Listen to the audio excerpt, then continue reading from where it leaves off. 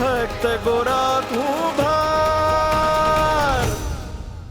કૃષ્ણ મંદિરનું ઉત્તરદાયિત્વ તમે મને સોંપ્યું છે, એટલે એ મંદિરમાં સેવાની સાથે કોઈ પાપ ન થાય એ જોવાની જવાબદારી મારી છે, અને હું મારી જવાબદારી ખૂબ નિષ્ઠાથી નિભાવી રહ્યો છું. અને એ જવાબદારી નિભાવવા બદલ આટલી મોટી સજા?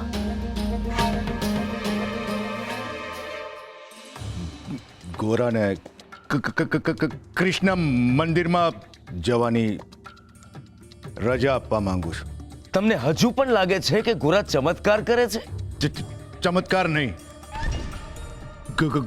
ગોરા પર કૃષ્ણની કૃપા છે.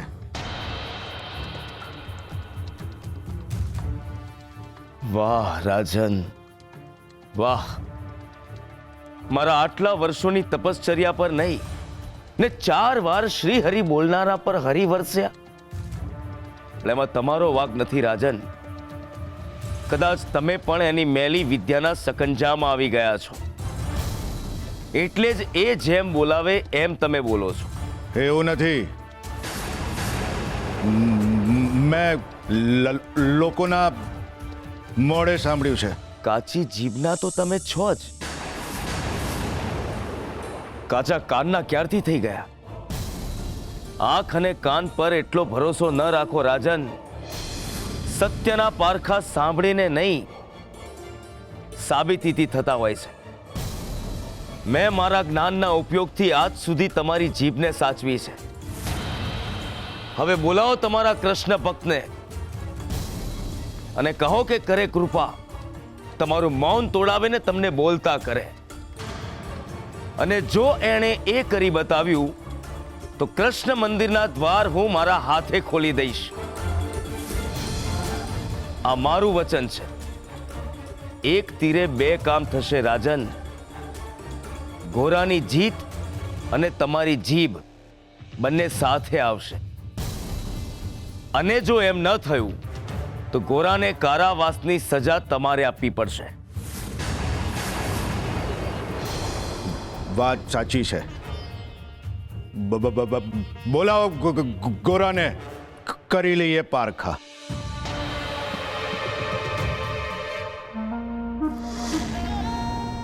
શ્રી હરિ નમો નારાયણાય. મૂર્ખ રાજાની જીભ ભલે કામ ન કરતી હોય, પણ મારી જીભે કામ કરી નાખ્યું. ગોરા અને રાજા બંનેની હાર થશે ને આ પ્રસંગ મારા માટે તહેવાર થશે. શ્રી હરિ નમો નારાયણાય.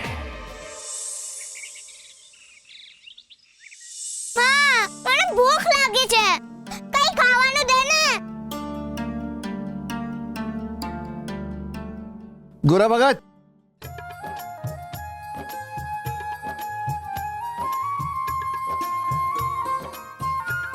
ગોરા ભગત નો જય. ગોરા ભગત નો જય ગોરા ભગત નો જય.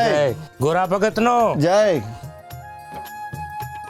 ગોરા ભગત એવો ચમત્કાર કરો કે મુનસી બાપાનું વ્યાજ એની મેળે ચૂકવાઈ જાય. ગોરા ભગત નો, ગોરા ભગત નો જય. ગોરા ભગત નો જય ગોરા ભગત નો જય. ગોરા ભગત નો જય. ગોરા ભગત નો જય ગોરા ભગત, લ્યો આ ફળ અને એવો ચમત્કાર કરો કે મારી ભેંસ બમણું દૂધ દે. ગોરા ભગત નો જય. ગોરા ભગત નો જય. ગોરા ભગત નો જય. ગોરા ભગત નો જય. આ બધું શું કરી રહ્યા છો તમે? મારો ગોરા કોઈ ચમત્કાર નથી કરતો. પરમા ભગત, આ શું છે? કેમ અમને ગોરા ભગત ને મળવા નથી દેતા? ભાઈ, હું તમારા હાથ જોડું છું. અમને એકલા મૂકી દો ને. આ ગોરો કાંઈ ચમત્કાર નથી કરતો બાપ. આ જી થયું એમાં હરિની કૃપા હતી, એને ભૂલી જાઓ. માં, મારે ખાવું છે. ના, તારે આ નથી ખાવાનું. ના, મારે ખાવું છે. ગોરા, ના કહીને તને એકવાર, અને આ બધું કાઢતો. ચૂપ. આ લ્યો, આ તમારો સામાન અને હંધોય અહીંથી લઈ જાઓ. જાઓ અહીંયાથી. માં, તું આ મને કેમ ખાવા ન દેતી? નહીં ખાવું છે. તારે ખાવું છે ને તો જા અંદર જઈને ભાત ને રોટલો ખા, પણ ઈ નહીં. ના, મારે ખાવું છે. કાકા ઉભા રહ્યો. અરે! છે કાકા, મારે ખાવું છે. ઓરા, તને એકવાર કહ્યું ને તું કોઈ ચમત્કાર નથી કરતો. હવે જો જીત કરી છે ને તો આ દોરડું છે ને એનાથી તારા હાથ બાંધી દઈશ. પણ માં, મારે ખાવું છે. ખાવું છે તારે? ખાવું છે હા. તો તું મારા હાથનો માર જ ખા. હાલ. દેવી, દેવી આ હું કરી રહ્યા છો દેવી? તમે વચાડે નહીં બોલો. આજે તો એને પાઠ ભણાવીને જ રહીશ. પણ મારે ફળ ખાવું છે. હા, ફળ ખાવું છે ને? હારું હો, આજે તું આખો દી ભૂખ્યો રહે.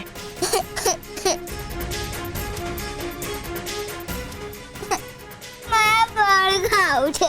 ના પાડી હે, જીદ, નકરી જીદ. મારે ફળ ખાવું છે. એને વાગી રહ્યું છે પણ. તમે વચાડે ના બોલશો, ભલે ને વાગતું. એ ભગવાન. બે હાય હેઠો બે. હવે એક પણ શબ્દ નથી બોલવાનો તારે. બે રે આઈ નોય.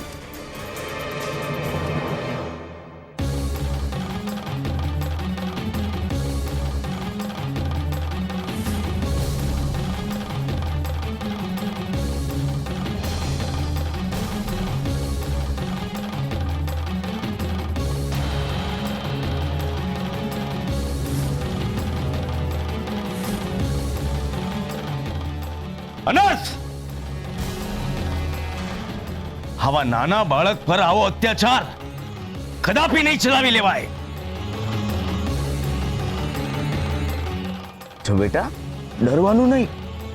તારા પૂજારી બાપા આવી ગયા છે ને, હવે તારે કોઈનાથી ડરવાની જરૂર નથી. હા,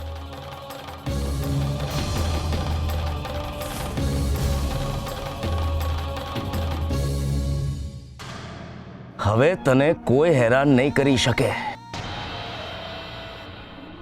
હું તારી પાસે આવી ગયો છું ને બેટા. હા, હવે તારે કોઈથી ડરવાની જરૂર નથી. હા, વાહ, પૂજારી બાપા તો રંગ બદલવામાં કાચિંડાને પાછા પાડે એવા છે. હા. આટલી ખરાબ રીતે તને કોણે બાંધી દીધો છે મારા દીકરાને? પૂજારી બાપા, બેટા, તને કોણે બાંધ્યો છો? હા, બોલ. આટલી ખરાબ રીતે કોણે બાંધ્યો તો તને? માય. માય. કૃષ્ણ કૃષ્ણ કૃષ્ણ નમો નારાયણાય. કોઈ પોતાના પેટના ચણ્યા સાથે આવું કરે? મારાથી તો જોવાતી નથી એની આ દશા. આ બિચારાએ કેવી રીતે સહન કર્યું હશે? બોલ બેટા. હા ગોરા, ડરવાનું નહીં. મને કે, માં તારી સાથે બીજું શું કરે છે?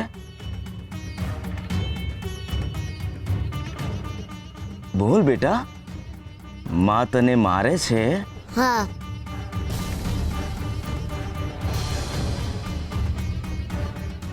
શ્રી હરિ, શ્રી હરિ, શ્રી હરિ. આટલા નાના બાળક પર આવો અત્યાચાર, અને એ પણ આવા ચમત્કારિક બાળક સાથે. કૃષ્ણ કૃષ્ણ કૃષ્ણ.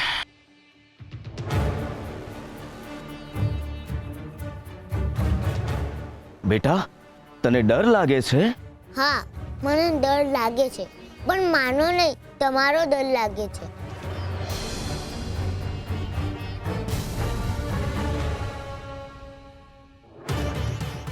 તને મારાથી ડર લાગે છે? શ્રી હરિ, શ્રી હરિ, શ્રી હરિ. બેટા ગોરા, હું તો પૂજારી છું, કૃષ્ણનો સેવક છું. મારાથી શેનું ડરવાનું? આમ આવ, મારી પાસે આવ ત્યાંથી.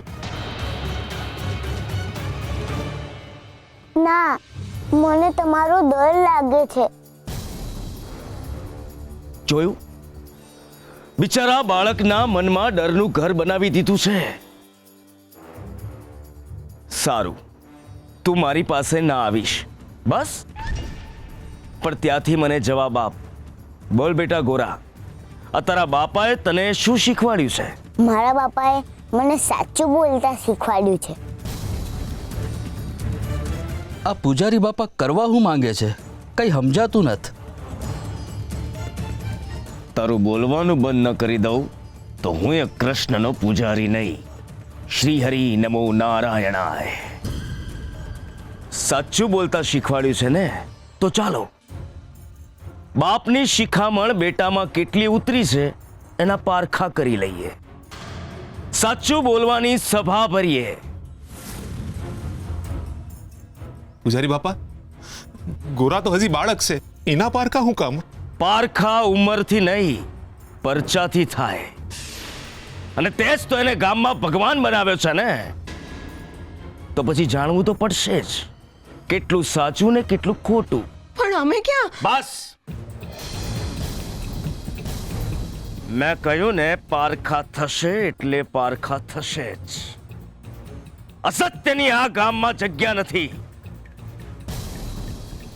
અને સત્ય સાબિતી વગર સત્ય નથી. બેસાડો ગોરાને મારી સામે.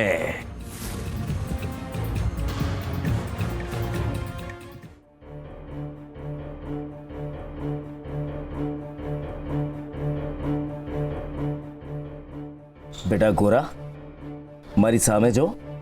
બાપા, બાપા તો અહીંયા છે જ, પણ તું કેમ નીચે જોઈને વાત કરે છે?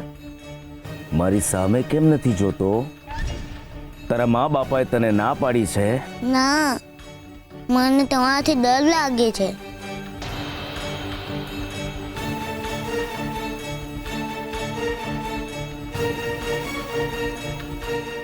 બેટા ગોરા, તને મારે છે તો તારી માં, તો પછી મારાથી કેમ ડર લાગે છે? એ તો મારી માં છે. મારે પછી ખોડામાં બેહાડે, પણ મને તમારો ડર લાગે છે. કેમ બેટા? તમે આ મોટી આંખો કરો છો ત્યારે તમે કેવા લાગો છો તમને ખબર છે? કેવો લાગુ છું? કંસ જેવા.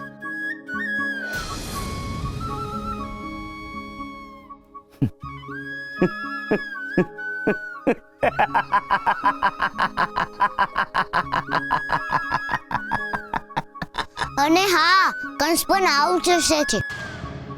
હા હા હા, પણ બાપા, કૃષ્ણએ તો કંસને મારી નાખ્યો તો ને. તમે મંદિરમાં કૃષ્ણની સામે આમ ન હસતા, નહીં તો તમને પણ. ગોરા!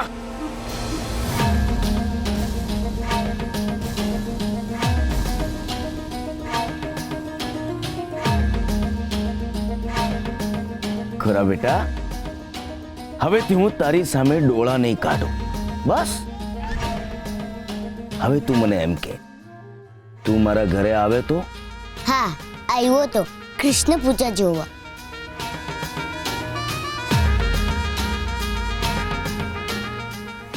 બેટા, પછી શું થયું? પછી તમારો અવાજ આવ્યો. પછી કેશવને હું ડરી ગયા. કેશવે કહ્યું કે આપણે બંનેને જોશે ને તો બંનેને માર પડશે. એટલે કેશવે મને કોઠીમાં પૂરી નાખ્યો. બાપા, કોઠીમાં બહુ અંધારું હતું, એટલે મને બહુ બીક લાગતી હતી. એટલે હું હરે કૃષ્ણ બોલતો રહ્યો. અંધારું તો હવે તારા જીવનમાં હું કરી નાખીશ. શ્રી હરિ નમો નારાયણાય.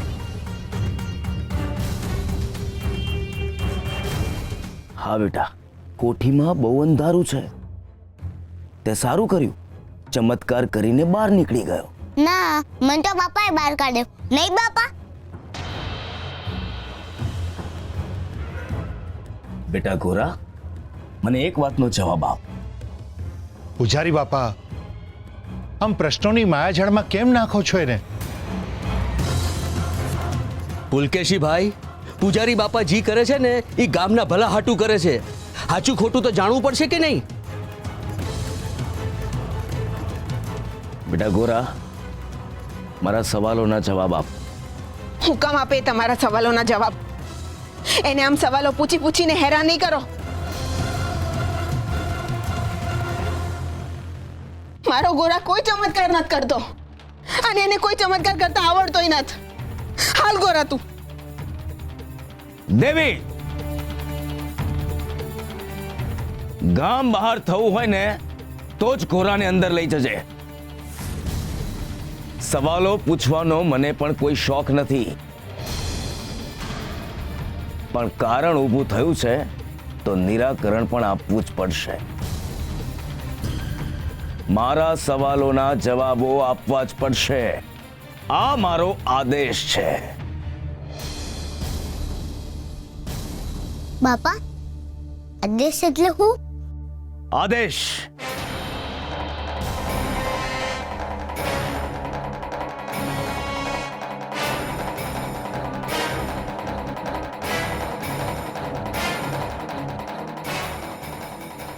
આદેશ એટલે હું જે સવાલો પૂછું એના જવાબો આપવાના, અને જવાબો આપ્યા વિના અહીંયાથી ક્યાંય જવાનું નહીં. પણ મારે રમવા જવું છે. આપણે અહીંયા રમત જ રમવાની છે બેટા. પણ મારે તમારી સાથે નથી રમવું. કહ્યું ને.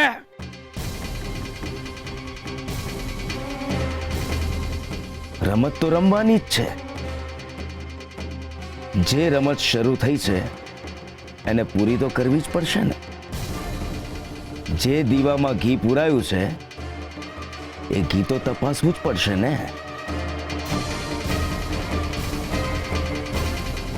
બેટા, મારા સવાલોનો જવાબ આપ. જો ખોટા જવાબ આપ્યા તો જીભ કાઢી થઈ જાય. પણ મારે રમવા જવું છે. નથી જવાનું. મારા સવાલોના જવાબો આપ્યા વિના અહીંયાથી ક્યાંય જવાનું નથી. તમે આમ જોરથી બોલો છો તો રાક્ષસ જેવા લાગો છો. કેશવની વાર્તામાં આવે છે ને એવા રાક્ષસ જેવા. પછી તમને પણ સિંગરાવશે. બાપા, કૃષ્ણએ તો રાક્ષસને પણ મારી નાખ્યા હતા ને. હા બેટા, ખોટું બોલે કૃષ્ણ એને મારી નાખે. પણ મને એમ કે તે જે બધાને માટી આપી હતી એ પ્રસાદ કેવી રીતે બની ગઈ?